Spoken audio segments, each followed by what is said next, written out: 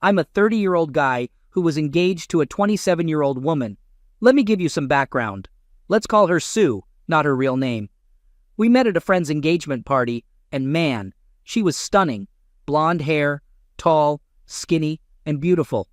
Plus, she had a killer sense of humor, and we hit it off at the party. We started dating, and I knew from the start that she was the one I wanted to be with forever. I popped the question and asked her to move in with me, but she hesitated. I figured maybe she wanted to keep her independence, which I respected. Most of the time, I ended up staying at her place since I had a house in the suburbs that I almost paid off, and she lived in the city. It was convenient, and I didn't mind spending nights at her apartment instead of driving back home. She was a nurse, so sometimes I had to stay alone in her place when she had late shifts. So at first, she wasn't ready to move in with me because she didn't want to give up certain privileges. You see, she didn't have a car, and getting around would have been really tough for her. She actually wanted me to move into her place, but I'd already pretty much paid off my house's mortgage, so that wasn't an option. Plus, her apartment was too small for both of us. Then, COVID happened, and everything changed. Because of the lockdown, she decided to move in with me. She worked as an essential worker, so she was out most of the time, while I had the luxury of working from home as a software engineer. Because of the pandemic, we had to put our wedding plans on hold. To make things even more complicated, my dad had flown in to be with us for the wedding, but he got stuck here. Luckily, he didn't have to go to work, so he ended up leasing Sue's empty apartment since she wasn't ready to let it go yet. You know, it's important to mention that my dad and I weren't really close back then, but we were okay with each other. He left my mom and me when I was still a teenager, just so he could be with his secretary, who happened to be just 6 years older than me. It hurt at first, but I eventually got over the resentment since he didn't skimp on child support. He just wasn't interested in being a part of my life. While I was in college, my mom passed away, and he actually showed up at her funeral. He said he would still take care of my needs and that I didn't have to leave my stepfather if I didn't want to. My stepfather was fine with me staying, and my dad continued to pay for my expenses until I finished college. We would meet up whenever he flew in, usually for dinner or lunch. But most of the time, he was with different women who seemed to be around my age, or even younger. I didn't really like it, but I also didn't care that much. I figured it was none of my business, you know? Oh, and by the way, he wasn't married or in any committed relationship during this time. So let me start by giving you some background on my relationship with my dad before I continue with the story. When the lockdown restrictions were lifted, Sue made a big decision. She wanted to quit her job and make a career change into tech because she was burned out with her current work. I was making a good 6-figure salary, so I could easily cover both of our living expenses without any issues. I wanted to help her out, so I offered to cover her living costs while she paid for her classes herself. She moved in with me, and I even set up a workspace for her right next to mine so she could attend her classes while being close to me. We spent a lot of time together, and sometimes we'd even have my dad over for dinner. Interestingly, my dad decided he liked staying in the same city as me and had no plans of leaving again. It was cool with me because he wasn't getting in the way of my life. Later, I found out the reason was that he had a new girlfriend he was pretty serious about. To give you some background, my dad is a wealthy guy. He inherited some major shares from his parents and waited until his late 40s to sell them, and they were worth a ton of money. He also had a high-paying executive job in a big multinational company, so he was making a lot. Once I settled into my new lifestyle, I got a promotion at work. Even though I still got to work from home mostly, I had to go to the office sometimes. But no matter what, I was always happy to come back home to be with Sue. We were pretty intimate and having a lot of fun during our free time. Sue started feeling restless being at home all the time, so after we talked it over, she decided to get a part-time job back at her old workplace as a temp nurse. The good thing was that she didn't have to take as many shifts, but she was getting paid better than before. She also eased up on her online classes, but after about 3 months of working again, she started complaining about being too tired, and she really looked exhausted too. I tried to help her by giving massages when I could and suggesting she take some time off work to rest, but she said she couldn't because there was nobody to cover her shifts. I didn't push it and let it be. Then she started coming home with expensive stuff she bought, But I wasn't suspicious because she loved shopping and had always sacrificed to buy designer clothes and shoes before we got engaged. I thought she could afford it since she didn't have to worry about living expenses. Gradually, she started taking more and more shifts until her schedule was just as busy as before. We hardly had time together as her days off and my work days didn't match, and she'd leave for work while I was still asleep and come home just before I went to bed. Despite all that, we still found time to be intimate. About 6 months after she started working, we began planning our wedding. She reduced her workload, saying it would allow us to focus more on the wedding planning. I didn't have any issues with that and supported her plans. I was too swamped with work to be deeply involved in the wedding preparations, but I trusted her decisions. So one night, she comes home and drops a bombshell. She's pregnant. I couldn't contain my excitement. I went all out, buying her a bunch of stuff and treating her to a dinner with my dad and his new girlfriend, who were just as thrilled as I was. Sue decided to quit her job to be a stay-at-home mom, and I supported her decision completely. By then, I had already finished paying off the mortgage and was in a great financial position to provide for my family. Life was going well. I'd come home from work, and Sue would fill me in on her day and all the wedding preparations she was making. I noticed that my dad was spending a lot of time with her, in a good way. It seemed like they were getting along great. What I didn't realize was that she was keeping things from me. When the phone bill arrived, I noticed she was constantly on the phone with him, exchanging lots of texts back and forth.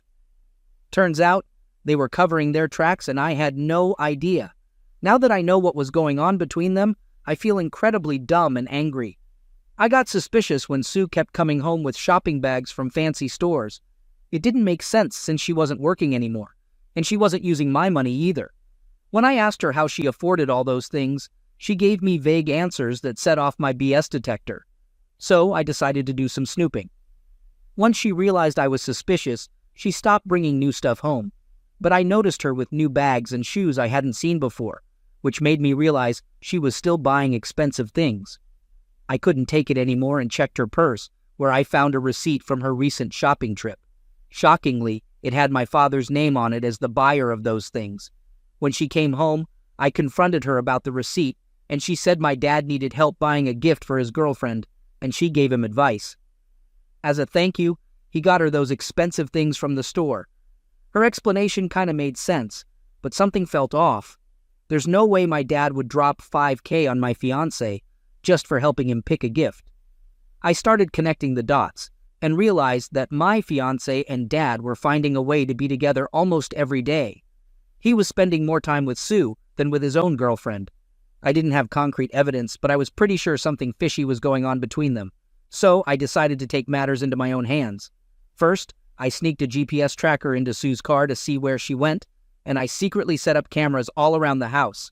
In the first week, I didn't catch anything unusual. She went to the doctor's and the supermarket, pretty normal stuff. But I knew it was just a matter of time before they slipped up. I finally got the chance I was waiting for when Sue left her phone at home while running to the store. I knew her password, but I never snooped around without a good reason. But this time, I found out she had changed it. I returned the phone, acting all normal, and decided to wait and observe for another week to see if I could figure out the new password. Finally, I got it, and I waited for the perfect moment to get a hold of her phone. That moment came when she left her phone on the coffee table and went to take a bath. I checked her messaging app, but there was nothing useful there. So, I decided to go through her social media apps, and that's when I hit the jackpot on WhatsApp. She had been deleting her chats with him, so I didn't find much there. But what I did find shocked me to the core. She had sent him explicit pictures of herself just earlier that evening, with a message saying, "All yours, Daddy." My father hadn't replied yet, but it was enough to confirm my worst fear. My own dad and my fiancée were having an affair behind my back. The next couple of days were a living nightmare for me. I couldn't handle it anymore, so I decided to take a break from work and go camping to clear my head. But the night before I was supposed to leave, I saw Sue's phone lying around again, and an idea struck me. I installed an app on her phone to spy on her messages in real time and set it up to get notifications whenever she used WhatsApp. Then I packed my things and headed to a city hotel where I drowned my sorrows in alcohol all day.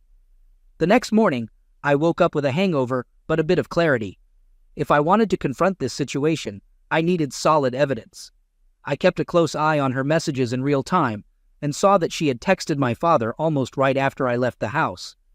After a couple of hours, I watched through the cameras I'd set up and saw my dad's car pull into my driveway. And there it was, the heartbreaking scene. My soon-to-be ex-fiancée welcomed him with a hug and a kiss. She was even wearing the lingerie set I had bought for her on Valentine's Day, the one she hadn't even worn in front of me, but she put it on for my father. I couldn't just let it slide. Both of them needed to face the consequences of betraying me. I secretly recorded their affair and kept the file hidden on my cloud, making sure Sue had no reason to check so she wouldn't know I was on to her and my father. I decided to stop drinking and started plotting my revenge. We still had 3 months until our planned wedding date, but I had to end things before then because I couldn't imagine marrying her again. After my break, I went back home on the 3rd day as planned. There was no trace of my father, as if he had never been there. Sue greeted me warmly and tried to initiate intimacy, but I turned her down. Just being in the same room with her disgusted me. That night, while she slept, I stared at her, wondering how she could lie to my face so easily, and why. I looked around the room and noticed new things, stuff I wouldn't have seen if I wasn't paying attention. There was a new winter coat she couldn't have afforded on her own, and I figured my father must have gotten it for her. As I watched her sleep, I had dark thoughts of wrapping my hands around her neck. The temptation was strong. I dug into her other messages and found out she had been talking to 3 other rich older guys before my dad got involved. When I checked her phone, I found videos of her doing sexual stuff with those men. The last time she had contacted them was before she moved in with me. Now it was clear that she didn't want to move in with me initially, so she could have the time and privacy to sleep with these guys. This discovery explained why she took on extra shifts and why she rushed to go back to work after retiring. It also made sense why she kept bringing home expensive purchases. The sad part was that I had always bought her costly gifts, hoping she'd stop starving herself because I knew how much she liked nice things. I took screenshots of all the messages and printed them out, keeping the videos I found hidden along with the one of her with my dad. The first step of her revenge plan was to become financially dependent on me. I pretended to have a change of heart, telling her I'd pay more attention to her and the baby. I made sure to cover almost everything she wanted, trying to make her feel secure. I'd go out and surprise her with things I knew she liked, while also telling her to stop spending her own money and just ask me. She agreed, being the greedy person she was. I wondered what she told my father, but after that, she stopped bringing new stuff home. I convinced my dad to buy a new apartment in the city so he could spend quality time with his girlfriend, who was also clueless about his cheating. My dad even said he was going to propose to her, and I pretended to be happy because it added a new twist to my plans. While I was spending more time with Sue, she still found moments to text my father and meet up with him. I could see everything happening in real time, but I didn't say anything. At that point, I wasn't even heartbroken anymore. I just wanted to put them through hell for what they did to me. My dad got a new apartment and moved out of Sue's place. I convinced her to sell the apartment and invest the money for the long term. I suggested she buy some crypto, but it was a shaky coin that might go belly up soon. Surprisingly, she agreed, and I helped her with the whole process. Taking control of her finances, I discovered that she was almost completely broke. Apparently, instead of getting money from her sugar daddies, she only received gifts. And since she stopped working, she had no income at all. I kept gathering evidence leading up to the wedding. My dad asked if he could propose to his real girlfriend during the rehearsal dinner, and I reluctantly agreed. The printouts of their conversations had piled up, forming a thick book's worth of evidence. I went to a guy who ran a publishing company and asked him to turn the printout into small books, making around 30 copies. That way, I could give them out at the wedding rehearsal, and there would be enough for everyone attending, including Sue's family and friends. I compiled everything into the book, which I titled Sugar Baby Sue. I was sure it would make a big impact. I spoke with the wedding planner and arranged to include the book in the gift bags for everyone at the rehearsal dinner. The wedding planner read the book and got all flustered. I warned her not to say anything to my soon-to-be ex-fiancée if she didn't want to lose her bonus. I also asked her to cancel all the wedding bookings since it wasn't happening and to keep things low-key. Thankfully, I managed to get my money back from some of the vendors we had hired for the wedding. I created a video montage from all the videos I had and added special effects to make it more impactful. I sat down with my father's girlfriend and spilled the beans about everything that had been happening between the man she loved and the woman I loved. She was devastated and wanted to break up with him right away, but I pleaded with her to wait until I had completed my revenge.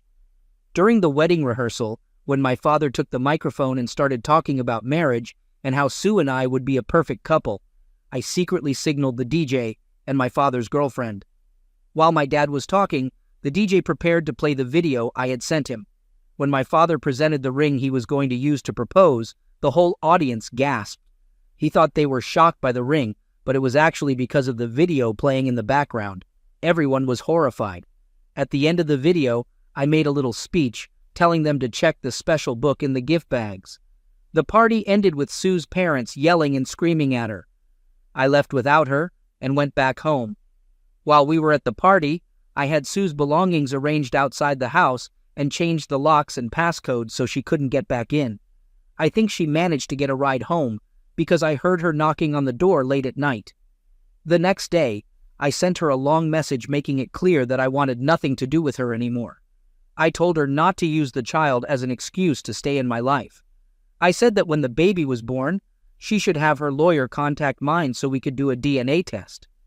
Only the results would determine if I would ever talk to her again. I didn't bother texting my father. I blocked them on social media and changed my phone numbers. I even sold my house and bought an apartment in the city. I cut off all contact with them completely. Update. It's been 9 months since then, and Sue contacted me through my lawyer. The baby was 3 months old, and she wanted to do the DNA test. The results came in, and I am not the father of the baby, and neither is my father. I can finally remove her completely from my life. Story 2. Let me start from the beginning here.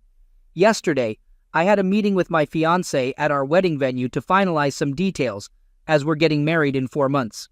We drove there separately since she was coming straight from work. Towards the end of the meeting, she mentioned that her friend needed a ride home, and she asked if it would be okay.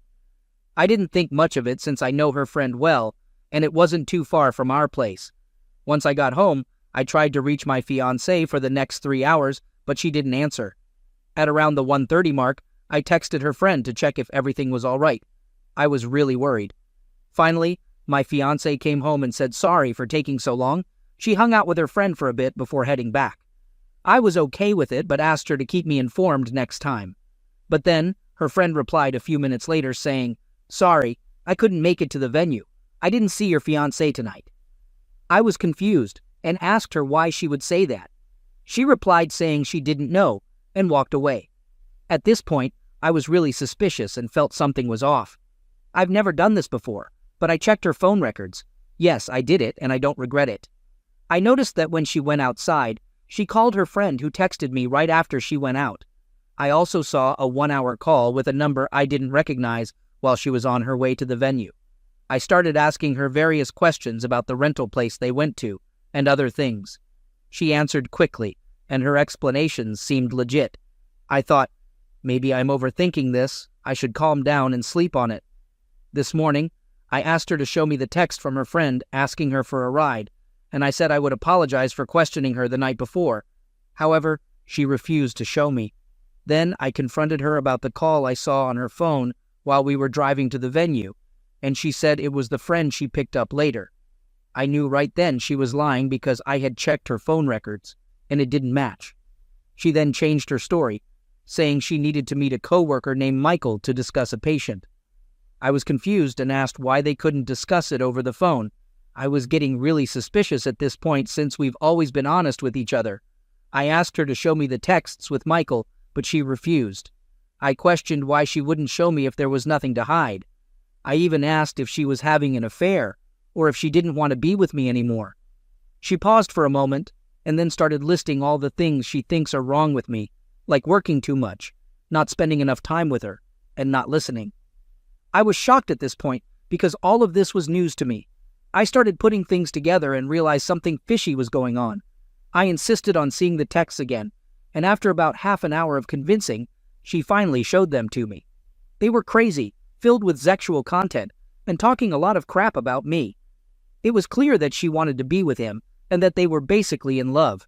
She just started this job 1.5 months ago, and he's her co-worker, much older and divorced with multiple kids. Meanwhile, I have been financially supporting her while she got back on her feet, and she was working extra hours to avoid getting a part-time job. We live together in our house with 3 dogs and a horse. I can't believe this is happening, especially since we were supposed to get married in 4 months. I'm feeling lost and don't know what to do. Any advice would be appreciated. Update. So I finally had a chance to talk with her tonight and sort things out. But, once again, she tried to put the blame on me for what she did. She justified her cheating and lying, saying it was because I didn't communicate well and didn't listen enough. According to her, if I had been a better listener, she wouldn't have started talking to that guy. She complained that I spent too much time in the office working and not enough time with her. I tried to explain that I was putting in extra hours at work to support her and the family financially while she was struggling, so she wouldn't have to get a part-time job. But she said she would rather have gotten a part-time job, which doesn't make sense to me at all. She thought since the whole thing was short-lived, just 1 week she claims, and they only made out once, we could move past it. But when I brought up the texts where she was talking trash about me and having sexual conversations with him, she changed the subject, and I got nowhere. I told her that I'm not the reason all this happened. She went too far without considering the consequences or talking to me about her feelings. I explained that I can never trust her again, and this mess is all because of her actions. It's her choice if she wants to try and blame me for all of this. Towards the end of our talk, things calmed down a bit. I told her, listen, we really need to figure out what to do about the house we own together and our 3 dogs. After some discussion, we reached 2 options. Either I stay and buy her out, or we sell the house and find new places.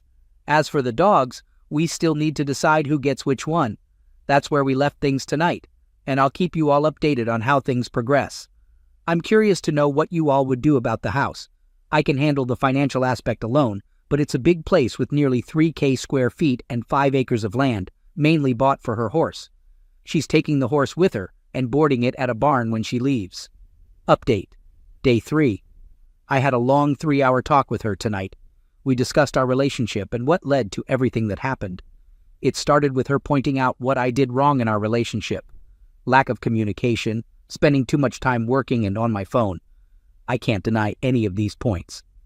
My reason for working so much was to support the family. I run an e-commerce business on the side, and I'm the only one handling customer service, so deals happen around the clock. I'm always on the clock.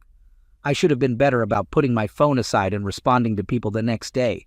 The lack of communication was a 2-way street, and a perfect example of that is the fact that I had no idea she was unhappy with any of this. She never communicated it to me.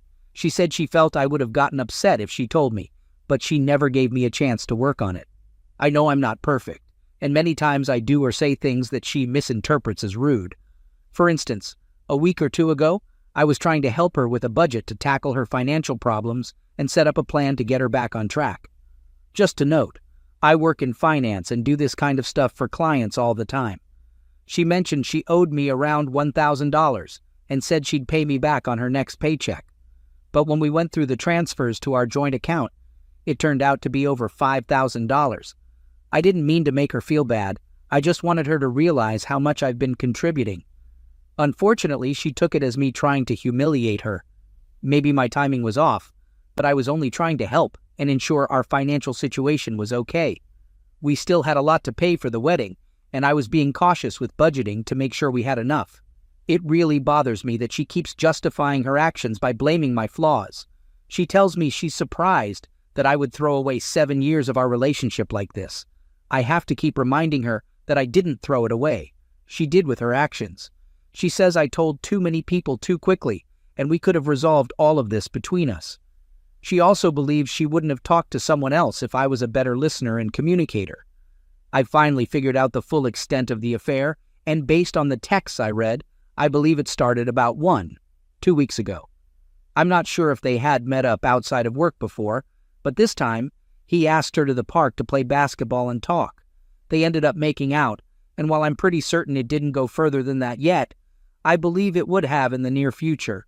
She insists he's not her boyfriend, and tonight she's gone off somewhere, and I'm guessing it's with him or a girlfriend. Living together is awkward right now, but I hope this gets resolved soon. I think she wants us to get back together and work things out. The main issue was a lack of communication that built up over time while we lived our boring, simple life. We never discussed this problem, and instead of talking to me, she acted out and spoke badly about me behind my back. She can be very sneaky, and I don't know if I can trust her completely again. The easiest thing would be to take her back, but I don't think I'd ever be truly happy doing that. Understanding the real cause has helped me feel better.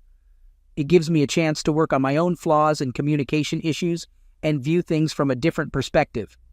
Today, I hit the gym and plan to stick to a routine. I'm also going back to studying for my CFP designation. I took the week off work to focus on my mental health. I called the wedding venue and officially canceled the date. We got some money back, but we still lost a bit unless someone else takes the date. I updated her parents again to keep them in the loop. They live far away and are probably worried sick. I assure them that everything is calm and fine and they don't need to worry about their daughter. After some research, I found that with the current interest rates, I won't be able to find a comparable house for the same mortgage I'm paying now. Apartments are expensive too. So, I think it's best to try and buy out her share and have her find an apartment. She seems to be okay with it right now. We'll get an appraiser to assess the value and figure out if I can manage half of the equity. Update. It's been almost a month since this whole situation went down, and I want to give you all an update. It's been a whirlwind of emotions and events. I'll be honest, in the few days after it happened, I was a mess, trying to get back with that cheating jerk. It's embarrassing to admit, but it's all part of the process of moving on. In that vulnerable state, I tried everything to make things right and better, but nothing worked. She told me she had to choose between me and him, and she chose him. That's when I finally woke up and realized I had let my self-worth plummet. I needed to step back and focus on myself and what's best for me. It's tough after 7 years of putting someone else first, but that's exactly what I've been doing since. I moved our joint savings to my own checking account. I figured out what was owed to me and transferred half of the balance back to the joint account for her to take. I've been hitting the gym every day since this happened. It not only improves how I look, but it helps me think clearly too. I've been doing some fun stuff lately, like shopping for suits, getting massages, and hanging out with friends and family. Looking back, I realized this relationship was isolating me from the people who care about me, which should have been a major warning sign. I never really did anything for myself. It was always about providing for my partner and our pets. But now, I'm changing that. I started seeing a therapist for the first time, and it's been helpful to talk things out and make decisions. I might even continue therapy after this situation is resolved to keep improving myself. As for the living situation, I'm still in the same house with my ex. She's sleeping in the guest bedroom, and we only communicate about practical stuff like feeding the dogs. I think she's a terrible person, and no matter what I say, she blames me for everything. It's ridiculous because she accused me of being a bad communicator, but then she couldn't communicate her feelings and ended up cheating. It's like she's living in her own delusional world. I've given up trying to reason with her because it's pointless. I've been keeping things moving by putting the house up for sale. I reached out to an agent, and after hearing their proposed sale price, my ex asked me to contact 2 other agents for their opinions. It wasn't fair, but I went ahead and set up all the appointments and met with them. Eventually, we chose the first agent we talked to.